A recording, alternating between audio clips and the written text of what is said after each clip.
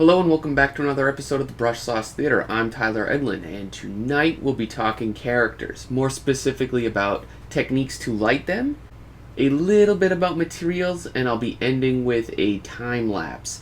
So if you're interested in any of those, stay tuned and be sure to subscribe for more.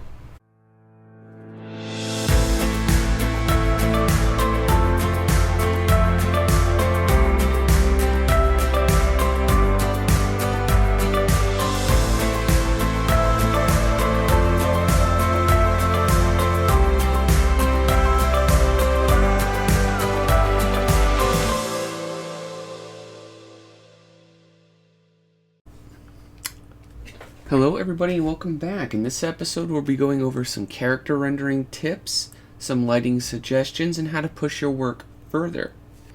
So I have a really awesome talented student right now named Baudet, and you can see here, he's developing this kind of villainous type of character now. And for the most part he can pretty consistently get his character renderings and designs kind of up to about this level, which I think is a pretty good place to start. It's a pretty good level. Now he wants to obviously push his stuff further and further to achieve kind of more accurate lighting, maybe to improve upon the design, maybe finesse the brushwork up a bit more. He just wants to push it further, and he's constantly getting kind of stuck at about this stage. So maybe there's some of us that struggle to get up to this level. Maybe there's plenty of us, and I see plenty of us artists anyway, get up to this level, and then where do I go next? Alright, so let's figure out some of these kind of core things going on with the design. What we can tell from the work so far is that we have a key light source that's up above. We have this kind of paneling, which is still kind of, and this is a warm light, and we have this, which is kind of warm, but it's actually fairly neutral, and this is kind of coming kind of down, which leaves everything else fairly ambient. And by ambient I mean the subtleties of the kind of shadow side would kind of creep in on this side of the form. So I like to personally, working on gray is fine, but when I do work on these, I do like to tint and tone the backgrounds to a warmer or a cooler color, so I can really play that effect and that color into the shadow of the character. Alright, so let's talk about some of the good things, right? The brushwork is very consistent. The edge quality is really nice. The design is very clean and clear. And I think that's a lot of good things. But as I was kind of already tinkering with some of the improvements that I personally would do, again, it's just personally, there's nothing right or wrong about any of these methods and approaches. There's dozens of ways to do things. But yeah, let me show you kind of what I started to explore so far. Right, so the first thing, let's talk about the materials. The materials at this stage are all generally fairly flat, and they're taking on the same kind of reflective and lighting properties, and I'm trying to distinguish things up just a little bit more. So I'm pushing a lot of the forms and colors in the shadow, and as you can see, I'm getting a little bit more grainy, a little bit more textury with how I'm applying these. So remember, if this key light is kind of coming from directly above, I'm trying to figure out where these points are of occlusion. And that was really the first thing I started tackling, like these deep, deep dark areas, whether it's on the red side or whether it's on the gold side. But right, we're getting these very recessed areas, and you're going to get, and this is a perfectly fine place to really get in there, as you can see I'm doing here, and get super dark with how the lighting is, because we're going to say there's no lighting at all getting into there, and that's fine. And so the next thing that I was doing was creating this core kind of shadow for the gold, right? So that's kind of bringing the temperature and the color. See, from this yellow here, which is let me get a new layer, right? Going from this yellow all the way down to this. So I'm desaturating it a little, and I'm taking the value down quite a bit. And that's kind of like my core kind of shadow tone of that. And then what I'm doing here, I'm getting a little bit more saturation on a darker level, and that's my bounce light, right? This light's coming down, it's hitting the red, that red is kind of going in. So I know it's kind of looking a little on the orange side, but it's essentially that red working its way in there. Likewise, that's the same color here, where it goes a little bit more orangey into the core shadow of the red piece. That's some of the bounce light going on here. Now we have two types of shadows going on that I think were being underutilized for this scene, or this character design. The first was form shadow, and that's kind of going in dimension like around this, right? When we look at the forms of this red headdress, it's kind of going around and over like that. It's very elliptical, right? So it's going to be a softer transition, like a gradient. So that's why I have it kind of going around like that. It's a lot softer and a little bit smoother. And then you might see like, okay, well, why maybe did I try putting like these hard lines right here and right here, right here? Because that would be a cast shadow. Cast shadows are a little bit more firm. Granted, in this quick kind of demonstration here, these are a little bit harder than I want them to be, but that's fairly easy to get back in there and really make subtle. So there's cast shadows and there's form shadows, right? This is a form shadow because it's gradated and it's going along the forms of the headdress here, where this is very dark and direct because it's a cast shadow from the headdress onto itself in this particular area. So that's how I really started to address the lighting in some of these. Obviously, like in a place like this and a place like this, the lighting is just way too yellow and it's getting overblown, and that's kind of just killing some of the believability of this, the surface and the material, right? So again, I can take my shadow color, fill that up, pretty firmly, and if this light's getting in here, I would make this absolutely a little bit deeper in terms of saturation because it's getting a lot of that bounce light. Whereas maybe way down here or something, maybe it's getting a little bit less. So one other trick I'd like to mention today, everybody, is that when I'm doing these, I generally select a very small specific area, and I use a much bigger brush often that has a little bit of texture, and I just fill it and work within the area like that. So see, I can get a little bit more saturation, push probably a little bit more of that yellow toward the top here, kind of reinforce that. I do like that element of it. And then definitely make sure I'm capturing a lot of those subtleties. Right, so I just jump through, piece by piece with this, and that's kind of how I'm addressing it. Like, this is burnt out a little too far all the way to the light. That's something I address. I can't see enough of these edges here. That's something, again, I may go in, chisel out, and work through. So like this, right, you select an individual area, we pick our kind of key kind of color, and we can push things. One way to also push them is linear and color dodge. It's a little more risky and dangerous this way because you kind of have to know what the material is doing, but it is a dirty, quick way, as you can see, to get some color to pop with the lighting.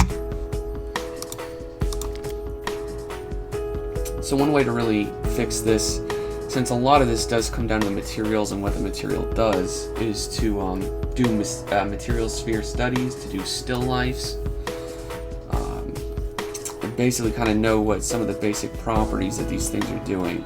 So see, I'm kind of getting a lot of color back into the top here, and then I'm going to go for the full kind of highlight on it, since it is a bit of the top. Alright, so see, I select it by far in like huge areas, and then I try to figure out what it's going to be doing. So up here, it will be the warmest. It will be a little bit more burnt out, and that's where I'm trying to kind of compensate by scaling everything else back, so we can leave a little bit of that room up there for everything else. And then you'll see here, that's where the next major form changes. So what it's basically going to, since it's kind of coming around, we can pare that back like this and basically get a little bit more range out of the material and out of the form. So you kind of just grouping and merging a lot of these shapes.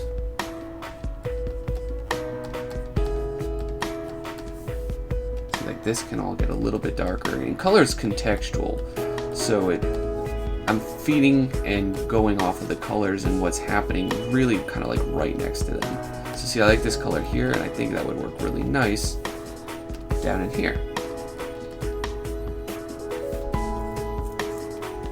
I'd want to probably push and enforce a lot of these edges too. That's another great way to really make it feel like a sharper metallic type of object, right? As I come down and really push some of the edges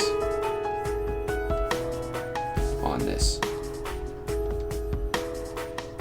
It'll make it stick out a little bit more, make it feel like it's picking up from a lot of this light. So see, that's getting a little warm. I had to kind of come back in, cool that off, probably with a screen brush. Let me zoom in here for you guys.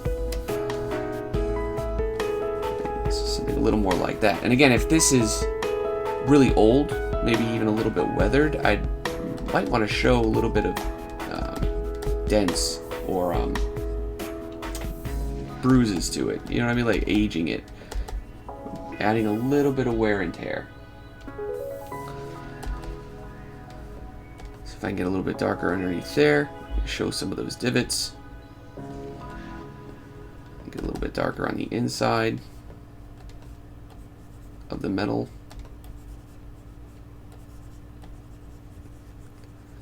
So yeah, just really practicing for hours and doing dozens of them, if not more, to really get in there and just practice. Like I'd get a lot darker in here too, just to log the hours and really practicing and painting, because it is a lot different than just, you know, short of doing the design of the character. Design is actually quite separate from this, except for the fact that we are in fact designing like the lighting of the character, which I think, you know, that's a big part of really selling the concept. So see, this is all way too cool. It's way too like a yellow green. It should be a lot closer to these red yellows, because it's picking up a lot of that light, and that's why I'd want to really come in there and enforce that. And then that's going to get a little bit lighter in there. So when pulling back, generally what I like to do is are the highlights last. So this is already kind of getting to that kind of highlight stage. This is still a lot, for my taste, just burnt out a little too much, and I'd want to kind of pair that, you know, scale it back just a bit.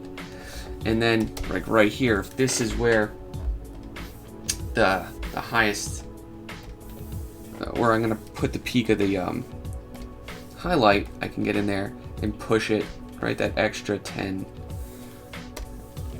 maybe extra 5%, and really just get in there and make it feel like it's, you know, like a type of metal in this case anyway. Yeah, the materials would be handled differently, like depending on what this blue actually is, I'd handle it just a bit differently, but you can do the same thing, like really just push, right, the highlights in there.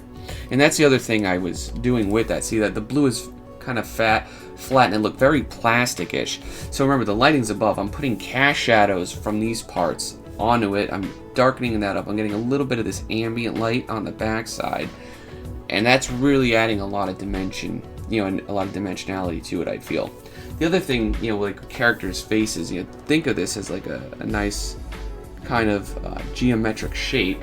So you could come in here and get slightly darker, since it's the side plane here, right, with these nice, you know, kind of subtle darker tones, right, and really push that whole, you know, plane or quadrant, you know, right into there. And then, right, form shadow, so you would come and soften this up just a bit to blend a lot of that. So, right, if this is your guy, and that's his beard and stuff, you could come in and add a little bit more of a highlight to that side.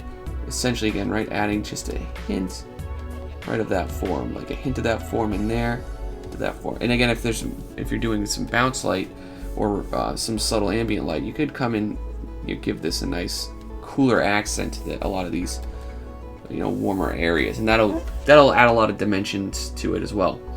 So when it comes to the other thing you really want to ask yourself, again, is the first thing is, what color or what direction is the lighting? And then, is the lighting ambient or is it direct? And then of course the other part is the colors is the light source warm or is it cool? So let's go with a cool light source on this one. I like to automatically accent that by subtly putting some warmer tones into the environment around the character. So I'm just going to go grab that, quickly wash this out, pushing these tones just a little bit in that temperature in terms of having it be a little on the warmer side.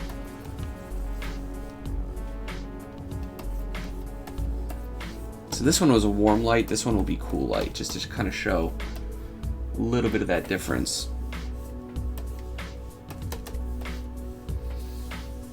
Go up a little bit more of that orange tone. Let's get some, burn some yellows into there. All right, that's good enough for this purpose. Now essentially, I like to design the lighting on the character. So this example, let's go with direct lighting.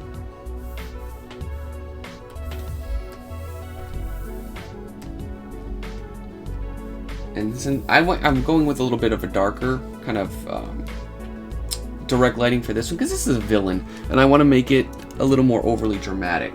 So if the light is going to be cool, I generally make the shadows a little warmer. So this is think of this as the shadow version of the character, you know, right here. So we're gonna just knock him back a little bit more into shadows, so getting a little bit darker.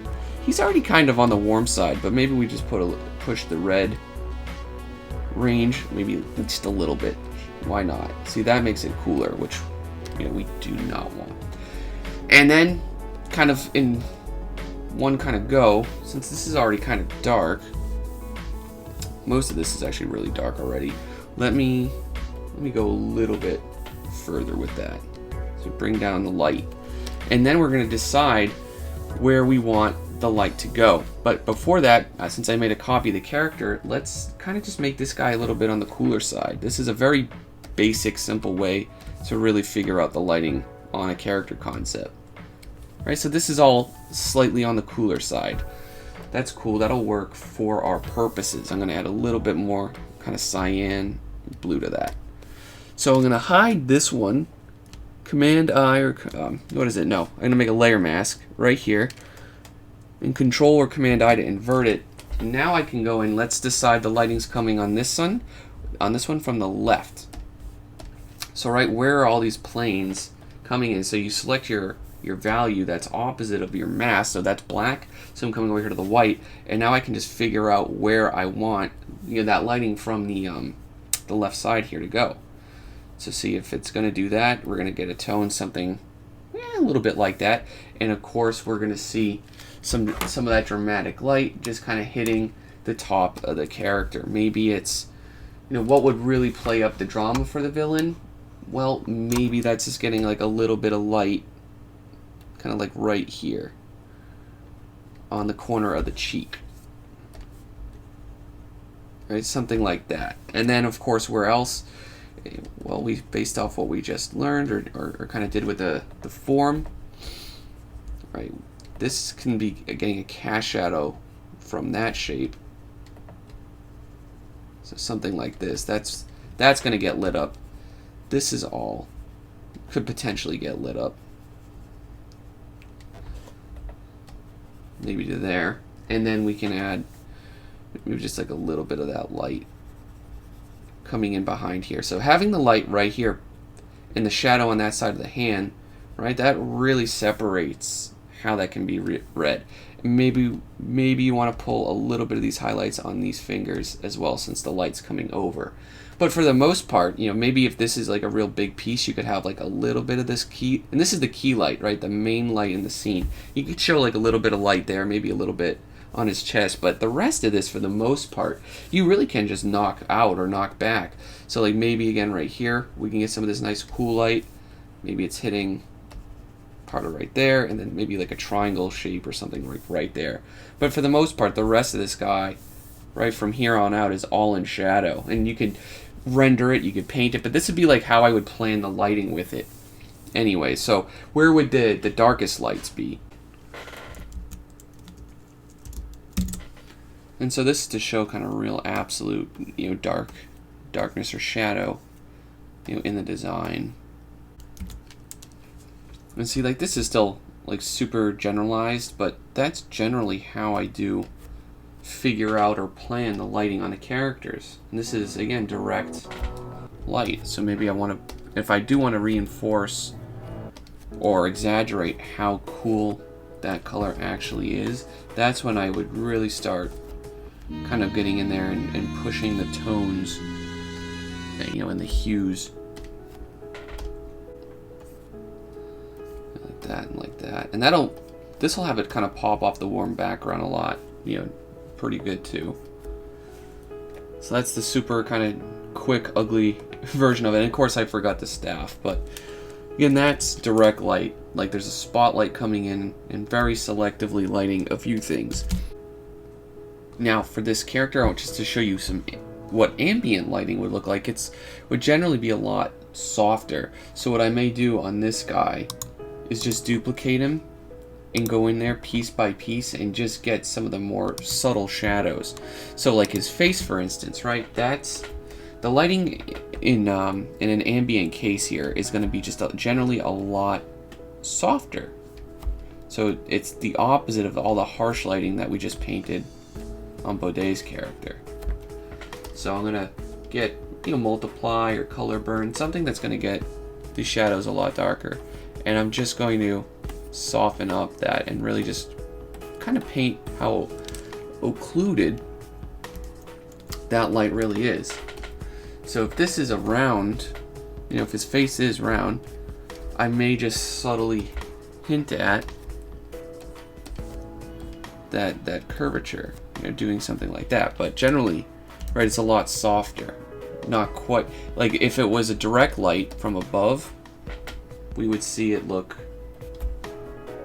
more like this, and you'd have like a hard line, a hard shadow, hard cast shadow, like that.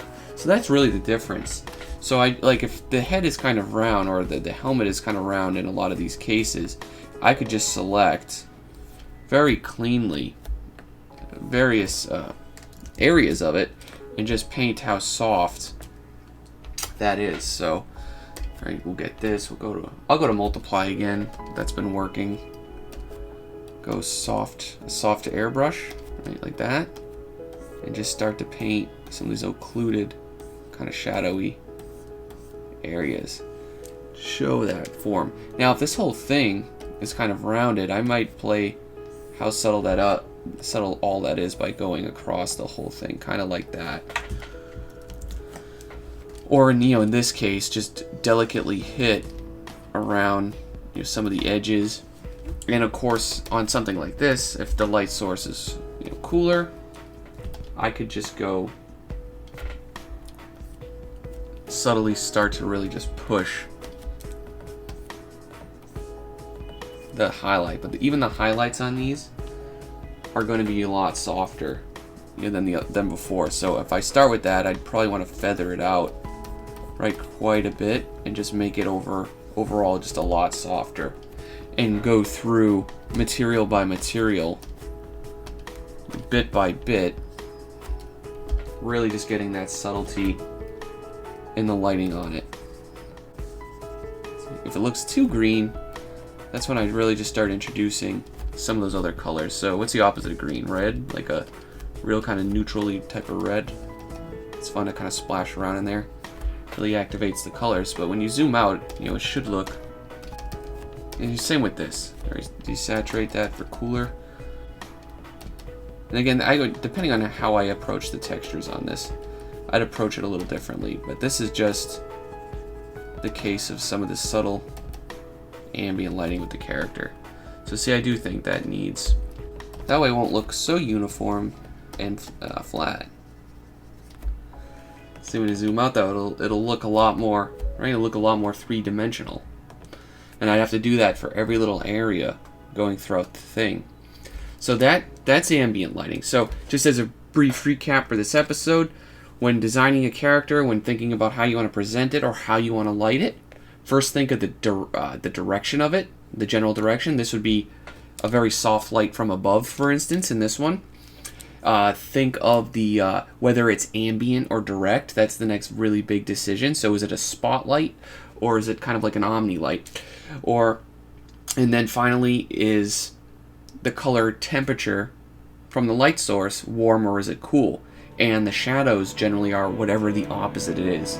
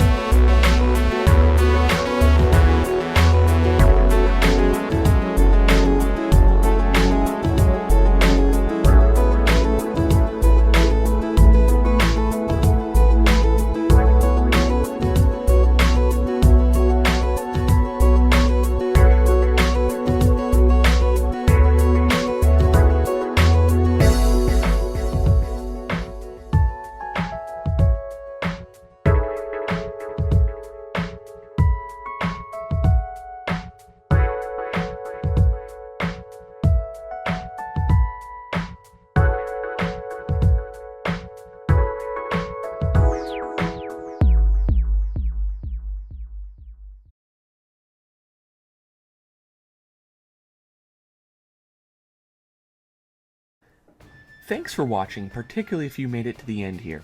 If you'd like to support the channel, please like, share, and comment. You can find me on Facebook, ArtStation, and Instagram. Now, I share different content on each platform, so feel free to stalk me across the web. Feel free to join the Brush Sauce community as linked below. We do hangouts, have a Discord channel, host challenges, and support each other in artistic growth. Finally, if you'd like to inquire about my one-on-one mentorship program, head over to tyleredlinart.com, click on the mentorship tab for information, and shoot me an email. Also, I run 2 courses at the Computer Graphics Master Academy. Feel free to check out those as well. Take care.